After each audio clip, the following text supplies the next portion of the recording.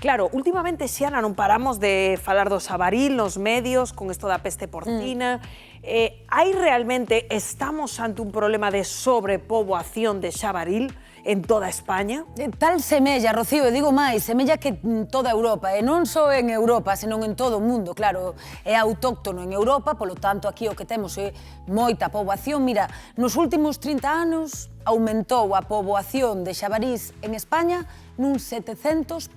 En España non, na Península Ibérica, que non entende de fronteiras, nun 700%. Os problemas que mete, pois desde accidentes de tráfico ata o que vimos agora co canciño, pode haber ataques, e despois o tema das zoonose, das enfermidades que transmiten os xabarís e a perda nos cultivos, que estamos ao redor de 10 millóns de euros ao ano.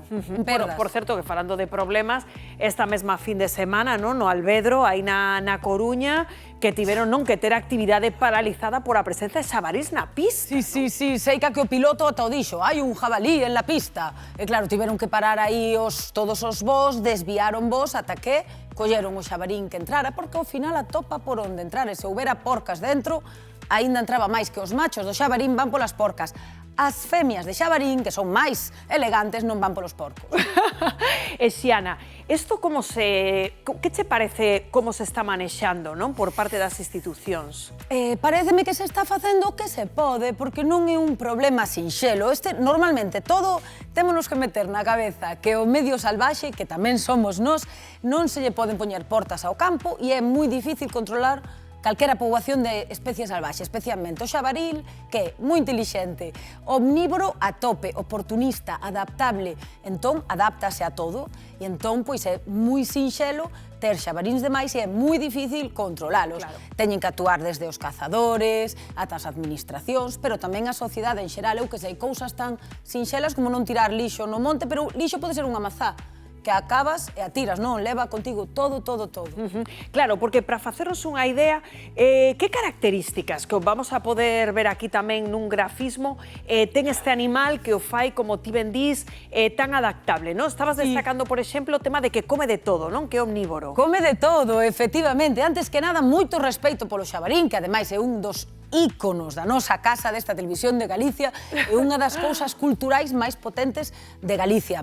Come de todo, Rocío, come moreas de vexetais, gústalle moito as castañas, as landras, pero tamén pode comer carne e ademais pode comer desde preas, animais mortos, ata xabarils mortos. É caníbal, pode chegar a comer mesmo leitóns, ou sea, as propias crías, se ve que hai demasiadas, non lle deamos ideas ás nais de Galicia, que mellor poden estar moi agobiadas, non. Entón, realmente, esa adaptabilidade, ese omnívoro tan potente, adáptase moi ben. Está activo, demais, todo o ano. Dende principios do ano ata finais. Todo o tempo está comendo. Hai épocas do ano do que se vai alimentar máis. E máis, fíxate unha cousa, Rocío. Históricamente, tiña unha época de celo e sacaban unha camada ao ano, que pode chegar a ter a mellor 8 leitóns, unha femia. Pero que agora, como ten tanta disponibilidade de alimento, pode chegar, estáse vendo que agora as femias podense reproducir 2 veces ao ano. Claro, de aí esa sobrepoboación, non? Estamos vendo eses hábitos, non, dun xabaril remexendo no lixo. Claro, porque ti o decías antes, non? É un animal salvaxe, pero ao final adaptouse a vernos, non? Por iso o que pasou aí en Vigo, non? Pois a non lle dá medo a chegarse a nós, non? Exacto, adaptouse moito, Rocío, e ademais é que o cambio dos usos do solo en Galicia, o abandono do rural, que tantos problemas nos está traendo, tamén está, curiosamente, facendo que haxa máis xabaríns.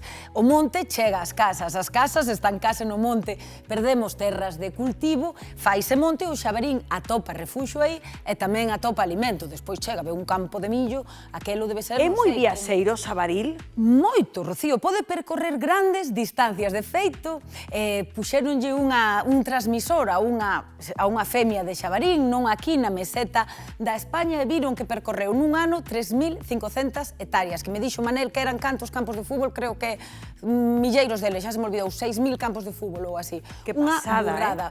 percorren moitas distancias, camiña moito día, ata 20 kilómetros mesmo nun día. Teñen un olfato brutalmente bo, a quen lle guste as trufas, xa sabes que o porco bravo e o porco normal vai moito ás trufas, pero despois teñen curiosidades que tamén son moi bonitas. Bueno, bonita esta estou vendo, que digo, caníbales, Xiana, e bueno, esto era o que nos dicías de que se poden comer as súas propias crías. Sí? Vale. Poden chegar a comer as propias crías. Esto de que son zombies, explícame isto. Aquí vemos aquí que esto deixoume agora tola a min. Pois isto é un clásico, non sei se che pasou algunha vez de ver cando mellor lle cortaches un pescozo. Home, o das galiñas que seguían correndo a un clásico de aldea. Exacto, pero que é un clásico. Os menos dos 80, Xiana, vimos esas cousas. Vamos, sí ou non, seguro que os que nos están vendo están de acordo. Estábamos afeitos a todo, claro, pero efectivamente sí que pode continuar a moverse incluso despois de morto. Pero, bueno, o importante aquí cos xabaríns zombies é moi importante que os cadáveres de xabaril hainos ou que incinerar ou que enterrar moi ben enterradiños para que outros xabaríns non os coman ou, bueno, ou mesmo un raposo, e iso nos poda facer que se espalle máis todas as patóxenos e parásitos que transmiten os xabaríns, que son moitos, moitos. E logo estamos vendo aquí tamén inteligentes, xa non lo contaches, non, que poden moverse a grandes distancias, que son moi viaxeiros, pero son vos nadadores tamén? Son vos nadadores, efectivamente. Que pasada, non? Porque con esa envergadura que teñen, de que un se pode... Non trepan tan ben, non suben tan ben polas árbores e non pulan moi ben, pero son moi vos nadadores. Non sei se biches un vídeo que é unha pasada, non é aquí, é no Mediterráneo, e hai un xabaril nadando e un ciclista en plan...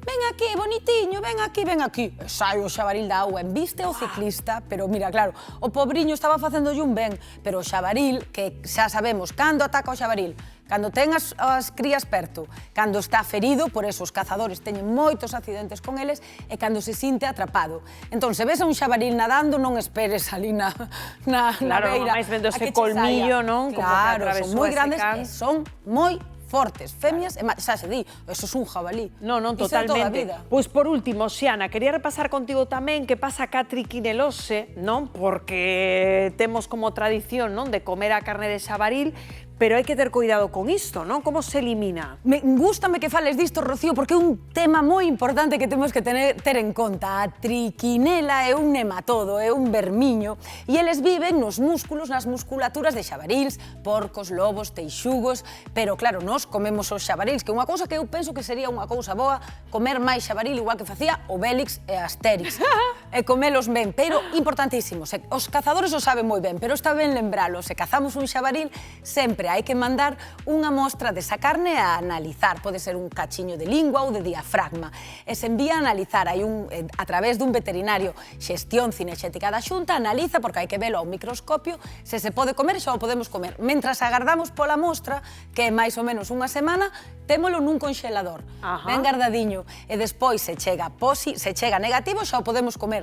Millor cociñalo a unha temperatura alta, pero bueno, podemos estar seguros, e senón, se chega a mostra positiva, se ten triquinela, moi importante, enterralo onde ningún animal o poida sacar ou desfacernos del dun xeito adecuado. Porque é moi importante, porque senón imos espallar aínda máis. E ademais hai que protexer moito, porque a peste porcina africana, como chegue aquí, fastidiamos o noso sector porcino, temos que protexelo moito. Pois quédense con esta recomendación de Xiana Albor, grazas sempre por vir aquí ao termómetro. Bo Nadal, querida Xiana.